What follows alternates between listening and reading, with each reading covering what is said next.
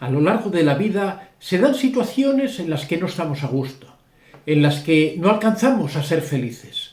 Bien sea porque estamos en una situación que nos desagrada, como pueda ser una relación tóxica o un trabajo que no nos satisface, o sencillamente no estamos satisfechos por cómo nosotros manejamos nuestra propia vida. Para dar una respuesta a ello, he creado mi segundo canal, Antonio de Vicente Plus. En él trato todos estos temas, tanto aquellos en los que la causa de nuestro desánimo está fuera de nosotros, como cuando está en nuestro interior.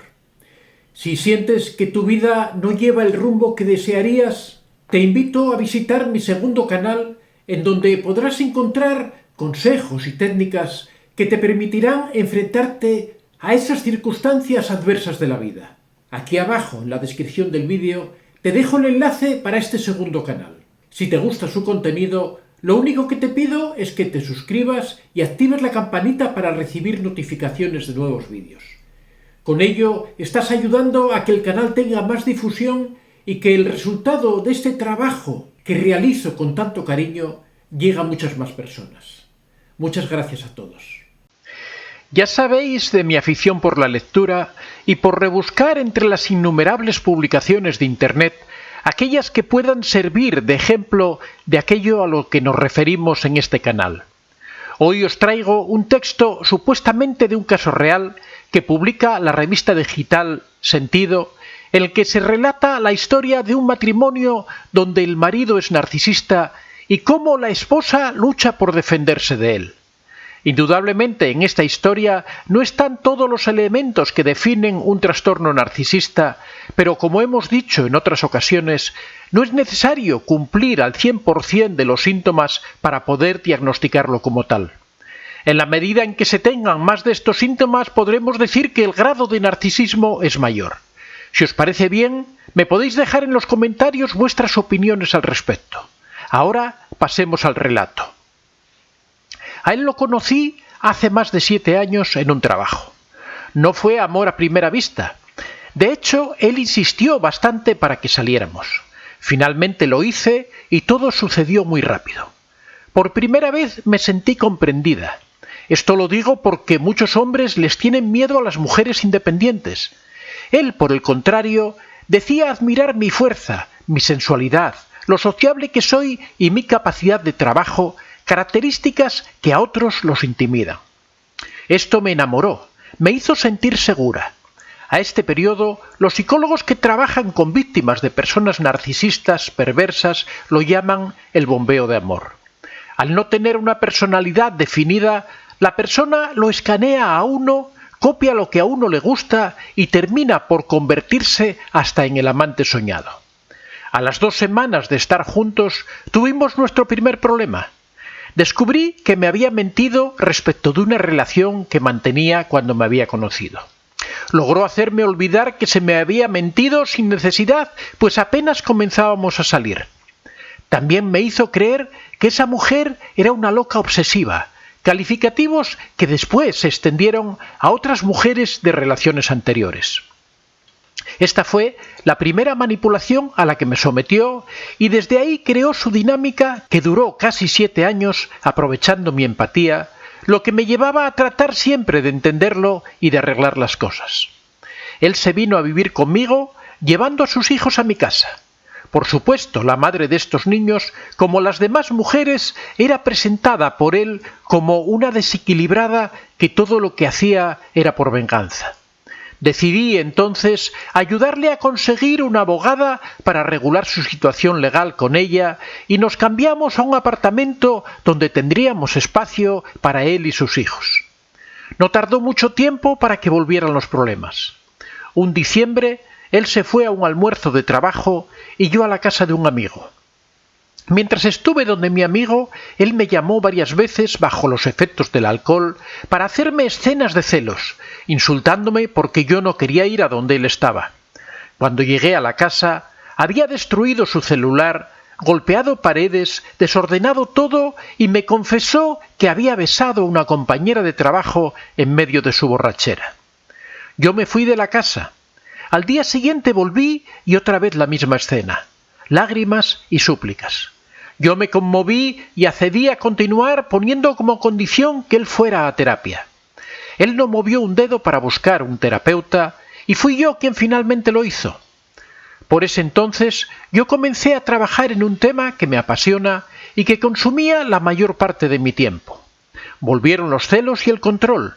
Revisaba mi teléfono, mis chats y correos.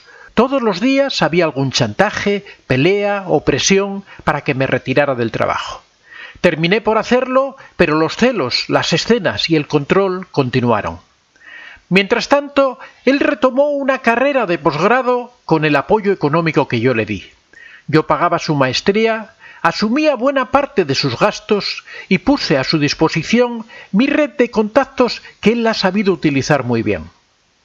Para este momento, él ya tenía el control sobre mí, me castigaba y premiaba a su antojo y mi vida entera giraba en torno a él. Más adelante, empecé a notar que comenzó a hablarse con una de mis compañeras de trabajo, de las que yo me hice amiga, en especial con una de ellas a quien con frecuencia llamaba e invitaba a tomar algo, hasta que un día le dije que no estaba de acuerdo. Su respuesta fue que eran las únicas amigas que tenía, en realidad casi no tenía amigos, y que se las estaba quitando.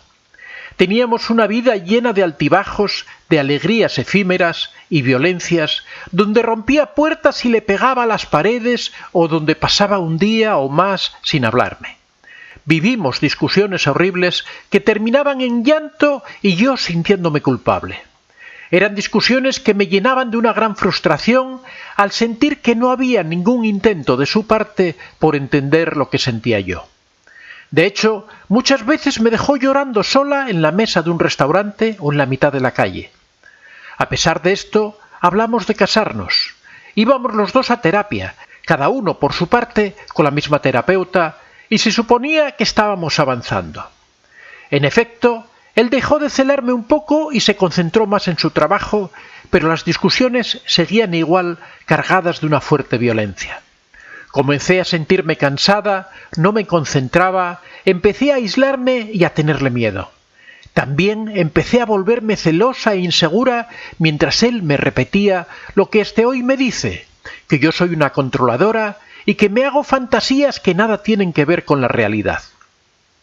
Un día estábamos con unos amigos tomando unos tragos en la casa y en algún momento todos se fueron excepto una amiga mía.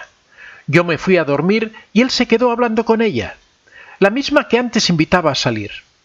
En algún momento me levanté de la cama con la sospecha de que algo pasaba y los vi besándose en la sala de mi casa.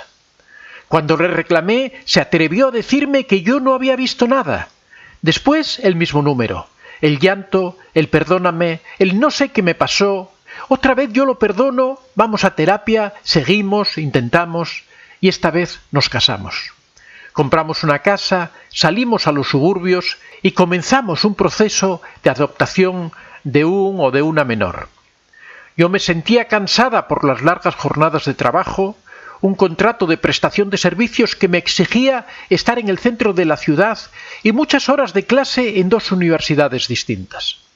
En ese momento acordamos que yo de nuevo asumiría todos los gastos de la casa, más alguno de sus hijos para que él terminara su tesis. A pesar de todo esto, él empezó a reclamarme que yo no tenía tiempo para divertirme y que él tenía derecho a salir, a pesar de lo cansada que yo llegaba a la casa. Fue un año de mucho trabajo, de empezar un proceso de adopción y de buscar nuevos proyectos para conseguir mayores ingresos.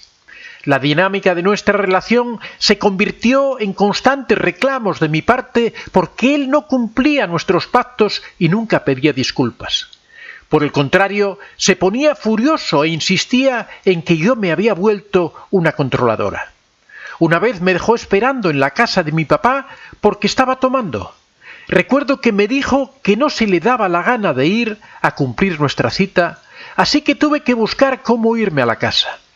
En otra ocasión me dejó cuidando a sus hijos que estaban de visita en nuestra casa mientras él tomaba con sus amigos. A comienzos del año pasado vi una conversación de él con mi amiga, la misma con la que se veía y con quien se besó en nuestra casa. Me confesó que llevaba un año viéndose con ella.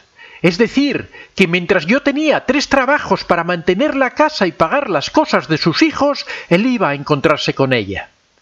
Me decía que todo esto era producto de mi necesidad de control.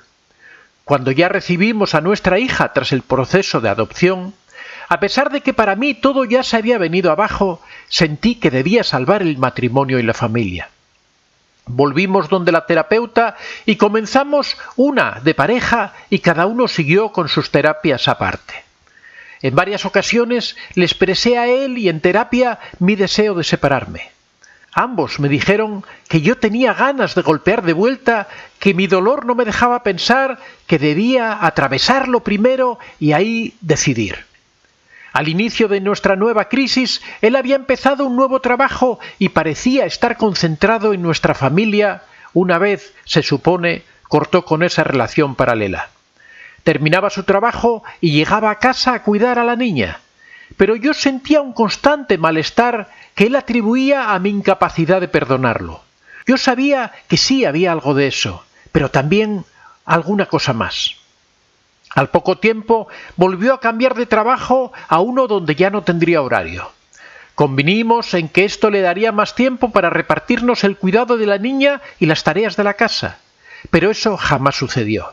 Regresaron las llegadas tarde, la imposibilidad de cumplir lo pactado, las rabias cuando le reclamabas por esto, las acusaciones de control, las fantasías. Aunque yo sabía que algo no estaba bien, no podía ponerlo en palabras ni expresarlo. Pero había recuperado mi vida social y mi red de amigos, y a pesar de que él se quedaba a veces con la niña cuando yo salía, siempre acompañaba este hecho con celos y reproches. Él también comenzó a salir, a llegar tarde, a decir mentiras.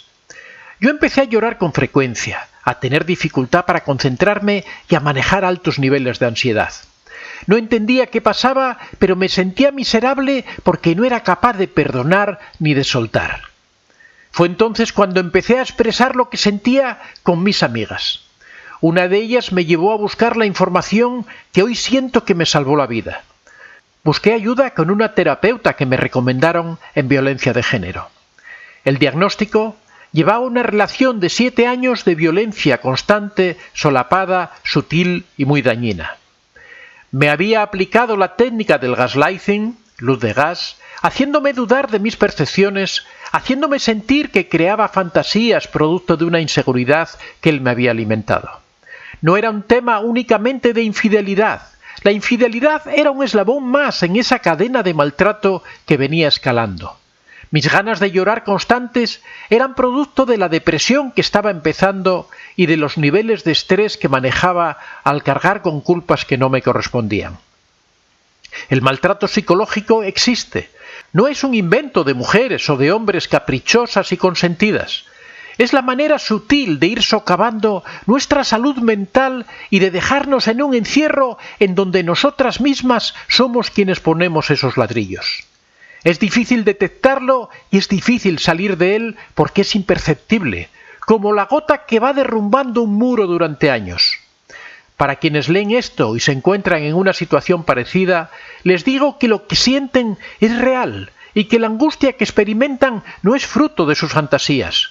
Fui maltratada y no debo permitirlo. Por fin entiendo que el malestar que experimentaba no es fruto de mis fantasías, sino de mi salud mental deteriorada.